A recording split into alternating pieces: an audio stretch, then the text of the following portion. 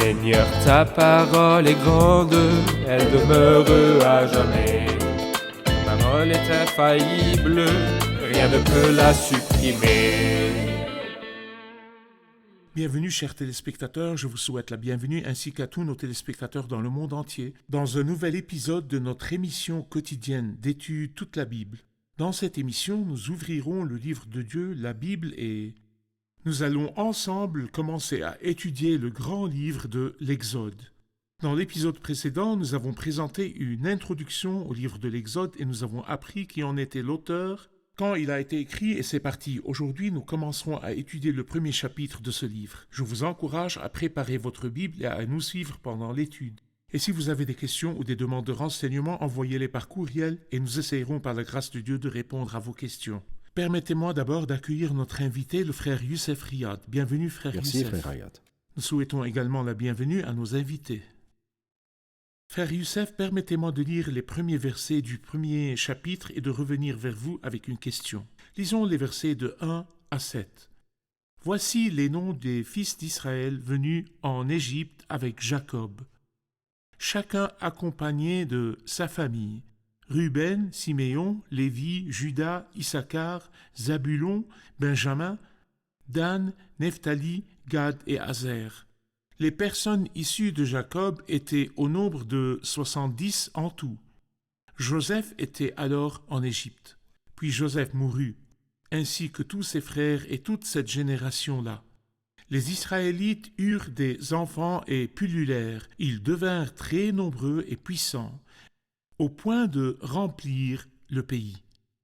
Le premier verset commence par la phrase « Voici les noms des fils d'Israël ». Vous nous avez dit dans l'épisode précédent que le titre du livre reprend la première phrase du premier verset. Voici les noms. Oui. Et le titre du livre, voici les noms.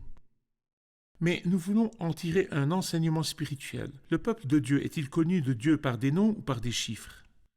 Comme nous l'avons déjà dit, le titre hébreu de ce livre est « Voici les noms » ou « Les noms ».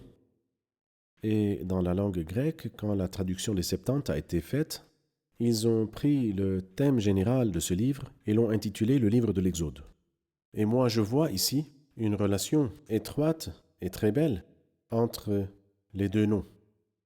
Voici les noms et l'Exode. Ou laissez-moi le dire selon ce qui est écrit dans l'Évangile de Jean, chapitre 10, verset 3. Il dit « Il appelle par leur nom les brebis Par leur qui nom. lui appartiennent et les conduit dehors. » Comme si, avant de les conduire dehors, il connaissait chacune par son nom. C'est ce qui est arrivé ici. Voici les noms. J'ai l'intention de vous conduire dehors. Mais vous êtes connus de moi par votre nom, et en fait, certains pensent que les élus sont un nombre. Mais moi je dis, ce n'est pas un microbus qui part quand le nombre de passagers est au complet. Qui que soient les passagers qui sont à bord, ils s'en fichent carrément. Non, Dieu appelle par leur nom les brebis qui lui appartiennent. N'aie pas peur, je t'ai racheté. Je t'ai appelé par ton nom, tu m'appartiens. Donc, Dieu nous connaît par nos noms, et c'est une chose merveilleuse. Quand nous arrivons dans le livre de l'Exode, aux vêtements du grand prêtre, nous découvrirons que le grand prêtre portait les noms des tribus sur son cœur.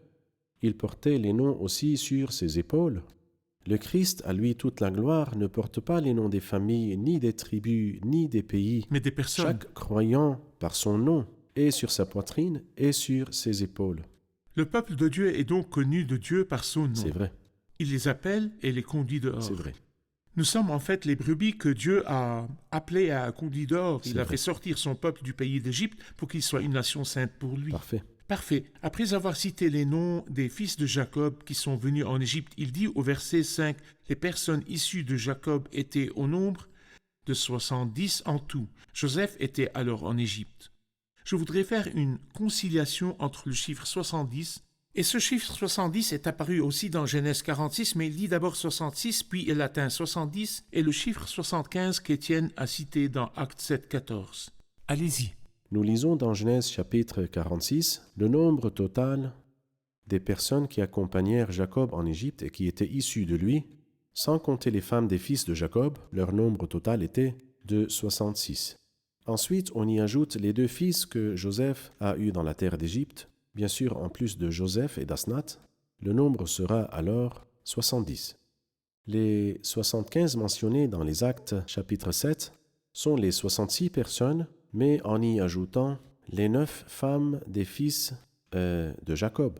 La femme de Joseph n'était pas incluse parce qu'elle était en Égypte. Et il y a aussi la femme de Judas. Judas n'est pas incluse, car elle était morte. Et peut-être que la femme de Siméon aussi était morte, comme nous le comprenons de Genèse 46.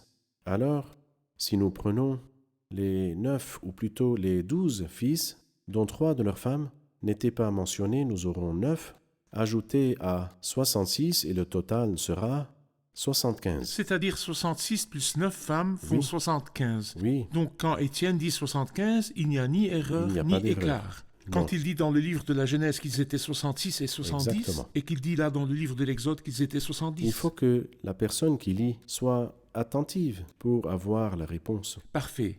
Immédiatement après, il dit au verset 6, « Puis Joseph mourut. » Pas seulement Joseph, ainsi que tous ses frères et toute cette génération-là. Je veux m'arrêter sur la mort de Joseph et de tous ses frères et de toute cette génération-là, et en tirer un enseignement. Que pouvons-nous voir? Eh bien, rappelons-nous autrefois que Jacob avait peur de Ésaü. « Délivre-moi de mon frère, car j'ai peur qu'il ne vienne et ne me frappe sans épargner ni la mère ni les enfants. » Mais Dieu avait un dessein pour les fils de Jacob qui ont survécu et sont allés en Égypte pour accomplir la parole de Dieu à Abraham dans Genèse chapitre 15. Mais personne n'est immortel, ils sont morts néanmoins. Mais ils sont morts après avoir joué Parfait. le rôle dans la vie. Parfait. Si le Seigneur tarde, il est fort probable que nous mourrons aussi, même si le Seigneur tarde, mais pendant que nous sommes encore en vie, être dans le plan et dans la volonté de Dieu pour nous. Et nous avons la promesse, celui qui croit en moi, même s'il meurt, vivra. Il y a souvent des pensées soudaines dans l'esprit des croyants qui ont peur de prendre Oui, un certain moyen de transport de peur que quelque chose n'arrive. Ils ont peur de faire un voyage de peur que leur vie ne se termine. Toutes les craintes demeurent liées à la façon dont la vie se terminerait. Oui. Nous devons réaliser que tant que le croyant a une mission sur terre et que le moment fixé par Dieu n'est pas encore venu, le Seigneur est capable de protéger le croyant même dans une fournaise ardente, ou même au milieu des rivières, ou même dans une prison intérieure tant que le croyant a une mission ou que le serviteur a une mission sur terre. eh bien, nous savons très bien que la mort est le roi des terreurs. Et nous lisons dans Hébreux chapitre 2, la peur de la mort les retenait tous pendant toute leur vie Dans l'esclavage. Le croyant ne devrait pas être terrifié de la mort, parce que elle le portera près du Christ. J'ai le désir de m'en aller et d'être Et avec le d'être. Christ, ce qui est beaucoup de meilleur. Et comme vous l'avez indiqué, le serviteur est à l'abri de la mort jusqu'à la fin de sa mission, c'est-à-dire si je n'ai pas encore fini ma mission, personne dans toute l'existence ne pourra prendre de ma vie un seul jour, parce que il ne pourra pas le faire avant de compléter ma mission. Amen. Merci, nous ferons une pause puis reviendrons pour une question.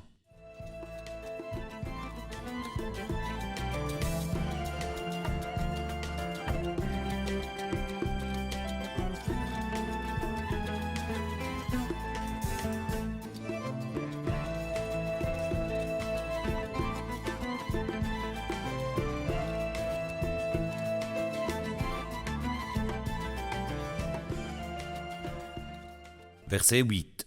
Un nouveau roi parvint au pouvoir en Égypte, un roi qui n'avait pas connu Joseph. Qui est le nouveau roi et que veut dire « il n'avait pas connu Joseph » ? À vous, frère Youssef. En fait, le livre n'a pas enregistré dans ce chapitre le nom de ce roi. Et bien qu'il ait enregistré le nom de 2 sages-femmes des Hébreux, parce qu'elles avaient la crainte de Dieu. C'est vrai. Donc, la Bible se préoccupe d'enregistrer le nom de 2 filles qui sont très pauvres. Et le roi arrogant qui ne connaît pas Dieu, c'est comme si le Seigneur ne le connaît pas non plus et le laisse tomber. Ici, il dit qu'il n'avait pas connu Joseph. Et quand nous arrivons au chapitre 5, au verset 2, ce Pharaon dit « Qui est l'Éternel ? Je ne connais pas l'Éternel. Et je ne laisserai pas partir Israël. » Il ne connaît pas Joseph. Il ne connaît même pas Dieu. Et c'est pourquoi Dieu ne se préoccupe pas d'enregistrer le nom de ce roi-là, ce roi pour lequel Dieu n'était rien du tout. Mais je vais en tirer un enseignement et dire que l'image ici nous parle. Nous nous rappelons que dans le jardin d'Éden, le règne était à Dieu. Mais malheureusement, Adam a remis le règne à Satan et Satan est devenu le prince de ce monde. Le pharaon de Joseph, à la fin du livre de la Genèse, est une image et un symbole de Dieu. Mais là, un nouveau roi parvint au pouvoir. Ou un autre roi comme nous lisons dans Acte 7, c'est-à-dire oui, d'un type différent, d'une famille qui est totalement différente. Ce roi-là, ce nouveau et méchant roi, est en fait un des symboles ou une des images de Satan. Et c'est pourquoi nous lisons qu'il ne connaît ni le Seigneur, ni même Joseph, exactement une image du prince de ce monde, qui ne connaît ni Dieu ni le Christ. Pour confirmer vos paroles, ceux qui connaissent la langue disent que la phrase « il s'éleva un nouveau roi », s'élever veut dire se révolter, s'élever contre. Oui. En fait, c'est ce qu'a fait Satan contre Dieu. S'élever contre. Exactement. C'est un nouveau roi d'un nouveau type. Il est clair que cela signifie une nouvelle monarchie. Oui, une nouvelle famille. Période s'est terminée et une nouvelle période a commencé. Il a fait un coup d'État ou une rébellion. C'est vrai. Et par conséquent, il ne connaissait pas Joseph. Mais Joseph, qui a rassasié tout le pays d'Égypte, qui a fait le bien dans tout le pays d'Égypte, peut-il être à ce point oublié et personne ne l'appréciait? Est-il admissible que les gens qui ont été comblés par les biens de Joseph l'oublient ainsi? Et est-il admissible que le Seigneur Jésus-Christ, qui est le Seigneur de Joseph, qui a fait un salut qui ne lui a pas coûté d'interpréter un rêve, mais de traverser et par la grâce de Dieu connaître la mort, combien de personnes pensent au Christ aujourd'hui? Dans l'Ecclésiaste, il parle de la sagesse en disant « J'ai aussi vu sous le soleil cet exemple de sagesse, et il m'a paru très important. Il y avait une petite ville avec peu d'habitants. Un roi puissant a marché contre elle, l'a encerclée, a fait de grands travaux de siège contre elle. Mais il a été confronté à un homme sage et très pauvre qui a sauvé la ville par sa sagesse. Pourtant, personne ne s'est souvenu de cet homme pauvre. » Le monde s'est maintenant détourné du Christ. Exactement. Peu de gens se réunissent le dimanche pour se souvenir de lui, en accomplissement de son commandement. Faites ceci en souvenir de moi. Mais le monde entier se détourne maintenant de lui. Exactement. Verset 9, il dit à son peuple, « Voilà que les Israélites forment un peuple plus nombreux et plus puissant que nous. Allons, montrons-nous habiles vis-à-vis de lui. Empêchons-le de devenir trop nombreux, car en cas de guerre, il se joindrait à nos ennemis pour nous combattre et sortir ensuite du pays. » On établit donc sur lui des chefs de corvée afin de l'accabler de travaux pénibles. C'est ainsi qu'on construisit les villes de Pithom et de Ramsès, destinées à servir d'entrepôt au Pharaon. Mais plus on accablait les Israélites, plus ils devenaient nombreux et envahissants, au point que l'on éprouva de la haine pour eux. Ils leur rendirent la vie amère par de lourds travaux avec de l'argile et des briques, ainsi que par tous les travaux des champs. Ils leur imposaient toutes ces charges avec cruauté. Une humiliation très sévère est perpétrée par ce roi. Parlez-nous, frère Youssef, de l'humiliation perpétrée par ce roi contre le peuple de Dieu. Eh bien, tout d'abord, je voudrais dire que dans ce chapitre, il y a 3 tentatives d'humilier le peuple et d'exterminer le peuple. Dans le verset 10, « Montrons-nous habiles vis-à-vis de lui, empêchons-le de devenir très nombreux. » La deuxième tentative est dans le verset 15. Le roi d'Égypte parla aussi aux sages femmes des Hébreux. « Si vous trouvez un garçon, faites-le mourir. Au berceau, avant de naître, faites-le mourir. » Et nous lisons de la troisième tentative dans le verset 22. « Alors le Pharaon ordonna à tout son peuple, « Tout garçon hébreu qui naîtra, vous le jetterez dans le fleuve. » 3 tentatives. Et ceci est un accomplissement de la parole que Dieu a dite dans Genèse chapitre 15. « Sache très bien, Abraham, que tes descendants seront étrangers dans un pays qui ne sera pas à eux. On les réduira en esclavage, on les opprimera. » Et ceci est dans Genèse chapitre 15. Et si nous regardons là, nous trouverons que le mot « humiliation » est répété 2 fois. Dans le verset 11, on établit donc sur lui des chefs de corvée afin de l'accabler de travaux pénibles. Oui. Et une deuxième fois dans le verset 12, mais plus on accablait les Israélites. Et le mot « esclavage » est mentionné 2 fois dans le verset 13 et le verset 14. Les Égyptiens soumirent les Israélites à un dur esclavage.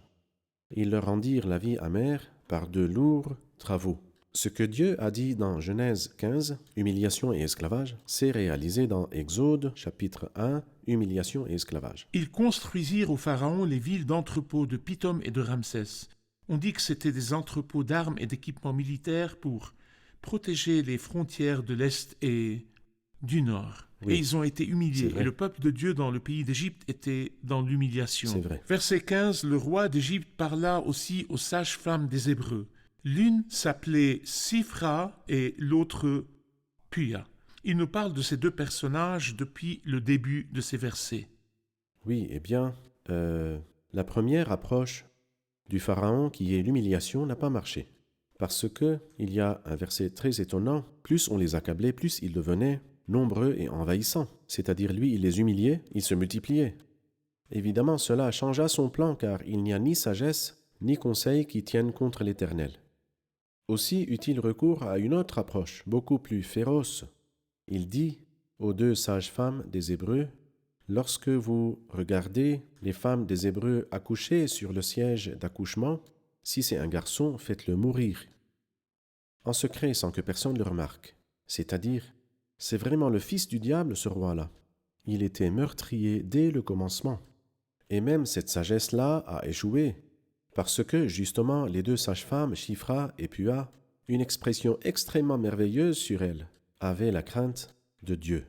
Qu'elles sont belles, ces jeunes filles extrêmement simples et douces, rien que de très simples sages-femmes, ni plus ni moins, mais malgré cela, elles avaient la crainte de Dieu, et la récompense viendra sans aucun doute. Dieu dit, loin de moi cette intention, car en effet, j'honorerai celui qui m'honore. Parce qu'elles laissèrent vivre les enfants, Dieu alors fit prospérer leur famille et les honora.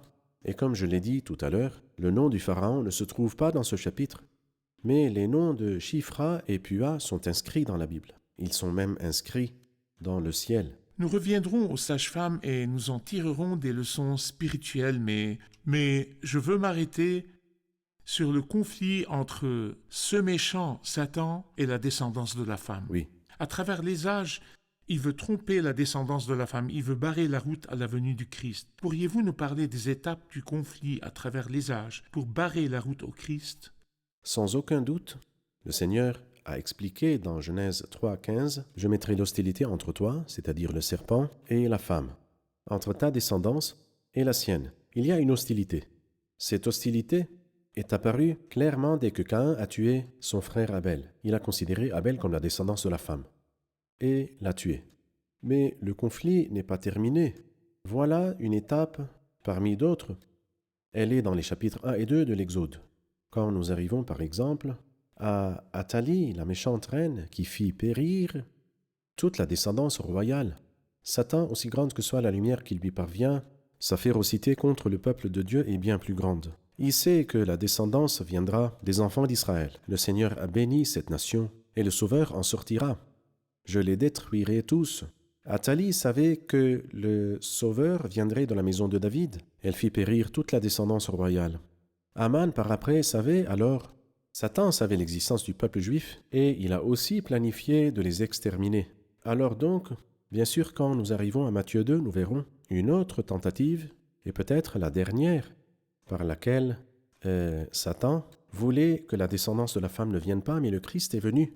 Il est allé à la croix, et par sa mort, il a rendu impuissant celui qui exerçait le pouvoir de la mort, ou le diable. Je vous remercie, nous ferons une pause et puis reviendrons pour une question.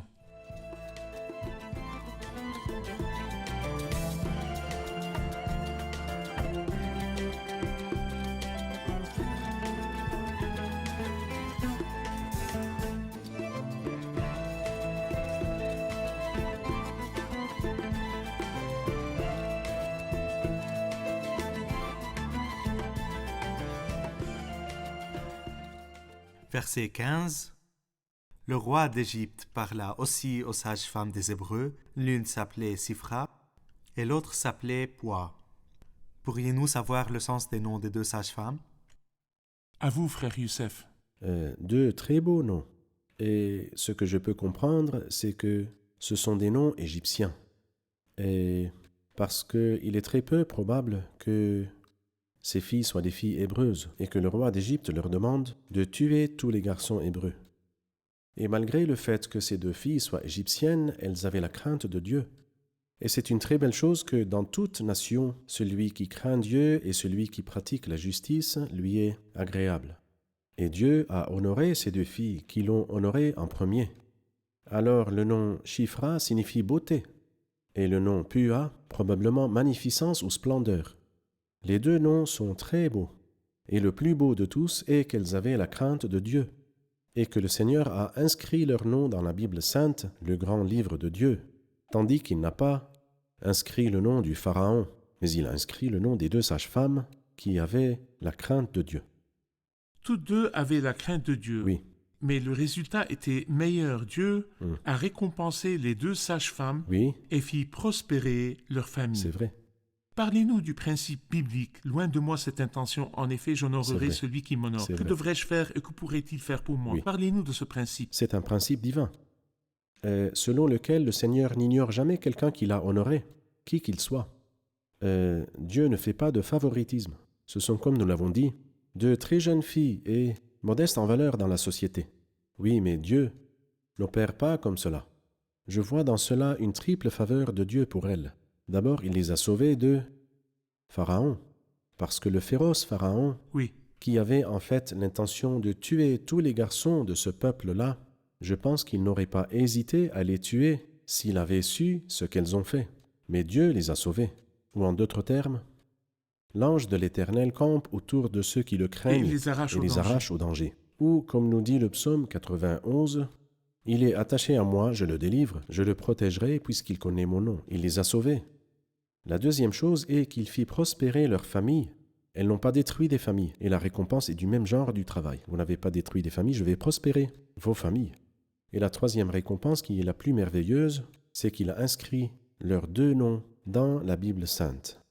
Nous savons très bien que lorsque Dieu veut compenser et récompenser et bénir, il sait ce qu'il Et fait. comme vous l'avez dit au début de l'épisode, il a laissé tomber le nom du Pharaon et ne l'a pas mentionné, Exactement. mais il a immortalisé les noms des deux filles ou sages-femmes. C'est vrai. À travers les âges, tous ceux qui lisent la Bible et Exactement. vont à Exode 1 apprennent de ces deux sages-femmes. Exactement. Que Dieu vous bénisse, frère Youssef. Si vous voulez nous laisser un dernier mot à la lumière de ce chapitre, que diriez-vous? Je dirais que dans les chapitres 1 et 2, nous lisons sur 5 femmes. Le chiffre 5 est le chiffre de la grâce. Et les femmes sont le vase le plus délicat. Mais Dieu a utilisé ces 5 femmes afin de réaliser son plan. Et le Seigneur est capable d'utiliser le plus faible d'entre nous, le plus simple d'entre nous. Les 5 femmes sont Shifra, et Pua, et Jochebed dans le chapitre 2, et Myriam dans le chapitre 2, et Séphora aussi dans le chapitre 2. Dans ces deux chapitres, donc, nous lisons sur Shifra, Pua, Jochebed, Myriam et Séphora. Donc 5 femmes dont le Seigneur s'est servi.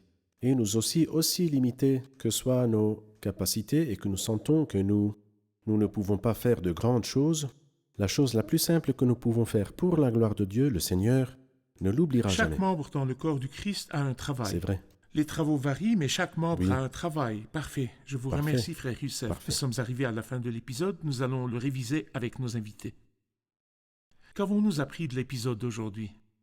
Nous voyons là que le livre a enregistré les noms des deux sages-femmes, bien qu'il n'ait pas mentionné le nom de Pharaon, parce qu'elles avaient la crainte de Dieu. Parfait. Nous voyons là le Pharaon qui essaie d'exterminer le peuple de Dieu en 3 tentatives. La première était d'humilier le peuple. La deuxième était d'ordonner aux 2 sages-femmes qui aidaient les femmes des Hébreux à donner naissance de tuer tous les garçons. Et la troisième était d'ordonner à tout le peuple d'en faire de même. Mais à la fin, nous voyons l'autorité du Dieu qui domine toutes choses et contrôle toutes choses. Dieu soutient son peuple. Si Dieu est pour nous, qui sera contre nous? Merci, que Dieu vous bénisse. Merci, frère Youssef, que Dieu vous bénisse. Chers téléspectateurs, comme nous l'avons appris dans l'épisode d'aujourd'hui, le livre commence par ce mot « Voilà les noms ». Les noms du peuple de Dieu, les noms des fils de Jacob sont très chers au cœur de Dieu. Et aussi, à la fin du premier chapitre, 2 noms de 2 sages-femmes sont mentionnés. Elles étaient très chères à son cœur parce qu'elles le craignaient. Bien qu'il ait omis la mention du nom du Pharaon, et l'Égypte était le plus grand pays à cette époque, et le Pharaon d'Égypte était le numéro 1 dans le monde entier. Peu importe à Dieu si c'est une grande personnalité ou non, si cet homme est grand ou non. Ce qui importe à Dieu, c'est si cette personne l'aime ou non, lui appartient ou non, son cœur est avec lui ou non. Dieu appelle par leur nom les brebis qui lui appartiennent. Peu importe à Dieu si vous êtes ministre ou gardien, mais cela fait une grande différence pour lui que vous l'aimiez ou non, et que vous veniez tous les jours lui parler et l'adorer. Vous êtes très cher à son cœur, et ton nom est très cher à son cœur. Je t'ai appelé par ton nom. Tu m'appartiens. Mais aussi grand que vous soyez, vous avez un grand nom parmi les peuples et parmi les grands. Mais si vous n'avez pas de relation avec le Seigneur Jésus-Christ, votre nom sera inscrit sur la terre. Car ceux qui se détournent de moi seront inscrits sur la terre. Dieu n'apprécie pas le nom des méchants, mais apprécie beaucoup le nom des croyants qu'il aime, même s'ils sont pauvres. Que diriez-vous d'entrer dans cette belle relation d'amour et d'entendre la voix du berger et de vous approcher de lui en disant « Je vois ma grande valeur à tes yeux, je tournerai le dos au monde avec tout ce qui s'y trouve et je te donnerai ma vie. Et je te rends grâce parce que tu es venu sur la croix et que tu es mort pour moi. Tu es mon sauveur, tu es mon Seigneur, tu es mon maître. Je vous revois dans le prochain épisode. Que Dieu soit avec vous.